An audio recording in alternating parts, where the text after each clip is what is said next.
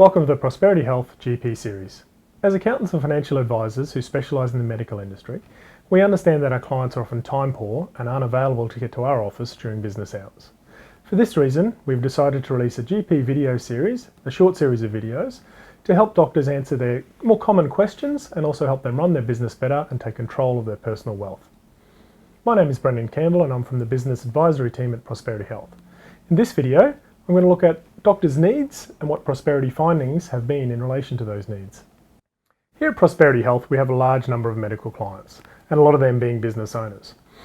We found that we do a needs review with these clients and we drill down to find some of the core needs that are driving the businesses and driving the owner doctors themselves within that business.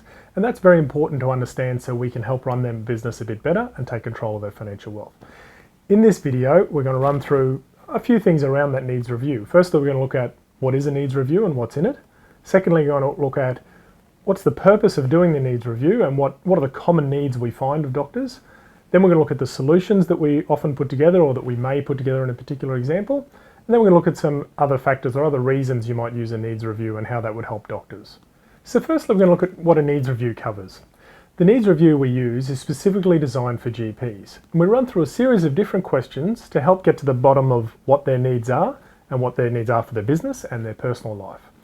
We then look at, is there a need to act on that business and is it a high level of concern? Typically, if there's a high level of concern and a high level of act, that's what the ones we'll focus on first to try and help get a better result or get some solutions for their business to move it in the right direction. An example of one of the questions we might look at, say, would be doctor productivity rates. And when looking at doctor productivity rates, a particular GP practice, the owner doctor may think there's a level of concern about it, but he may not think there's a high level to act. So if there's a high concern but no high level to act, it mightn't be something we look at in too much more detail in the initial instance. The questions are done systematically and they're in an order that is specifically written for GPs. First we look at practice concerns. So that might be things like competition in the area, multi-doctor practices, staff productivity rates, those sort of things. Then we look at growth and succession planning. Then we look at the value of the business.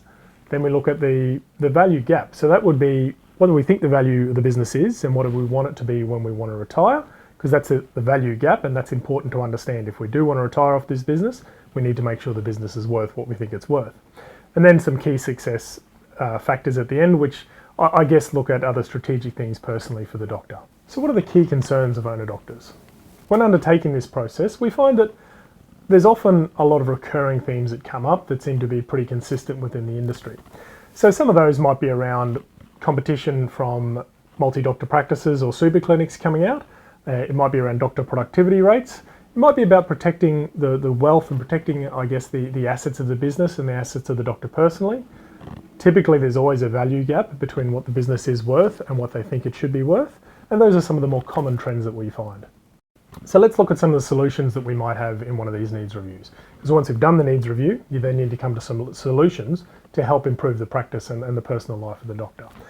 No practice is the same. They're all going to be a little bit different. But I guess some of the more common threads that come up are things like protecting the business and protecting the family assets, the business value gap, the business not being worth what the doctor hopes it's worth, and if they're relying on that for retirement, and then succession planning as well, and what's the next steps for this business. So there's probably some of the three examples, I guess, of common things that come up, and we're going to run through a few solutions for those. So a simplified solution in this example, obviously the real solution will be a lot bigger than this, but a simplified solution for the video purpose might be that we'd look at the structure and the insurance needs of that particular practice and doctor to make sure we're protecting the risk side of it. We'd look at doing a valuation of the practice to find out what we think it's worth and what the doctor thinks it's worth, just to align that baseline mark. We then look at doing a benchmark of the practice. So we run our own benchmark survey and our own benchmark study here at Prosperity. We'd probably run that to look at the expenses and the income and to make sure they're lining up with industry averages, just to see where we can have some improvements. And then finally, I guess we'd run through probably meeting regularly with the doctors and have a board of advice style structure where we'd constantly be giving feedback, running sessions, and working with them to target certain areas that we've identified from, say, the valuation or from the benchmark report, or even just from the needs analysis that we did. And we'd run through those examples with them, not the example, we'd run through those solutions, and we'd constantly work on improving the business. Now that might be meeting quarterly, it might be meeting half yearly, it might be meeting yearly. But it's important to actually set up, in some examples, it's important to set up those actual meetings to run through it, to work together, to not only be a sounding board, but to keep the doctors honest, essentially, to be someone who can keep them accountable, and to help the business work on what it needs to work on, to be a better business and to grow, and then to improve that value gap and be where the doctor needs it to be. This is just one example, obviously, as a solution. Each solution will be different and might include different things, but in this simplified version for the video, that's saying an example of what a solution might be, but it's important to tailor, obviously, the solution specific to the needs review to understand it for the particular doctor and the owner doctors that are involved with that practice. So that brings us to the last question. Who is the needs review useful for? Obviously, I've talked a little about owner doctors. So it might be simply for owner doctors looking to improve their practice and to get more returns from their practice. It might be owner doctors who are looking to sell in the next 5 to 10 years. It's very important that if you are looking to sell, you consider selling a lot before you actually sell the business, because you want to improve the profits, improve the margins, and make sure it's running as efficiently as possible. Because if you're selling at, say, a multiple or a cap rate, you want this to be running as smoothly as possible to multiply the price you get for it. It might also be used for owner doctors in larger practices where we're trying to align the process and the strategic direction of each doctor. So if you've got 5 owner doctors, we'd run through this with each doctor and then we'd report back to them at a board level to make sure that they're running in the same strategic direction and improving their business in the same direction they want to go. And then there's another example, I guess, where we use it for an owner doctor who's selling, say, part of their business.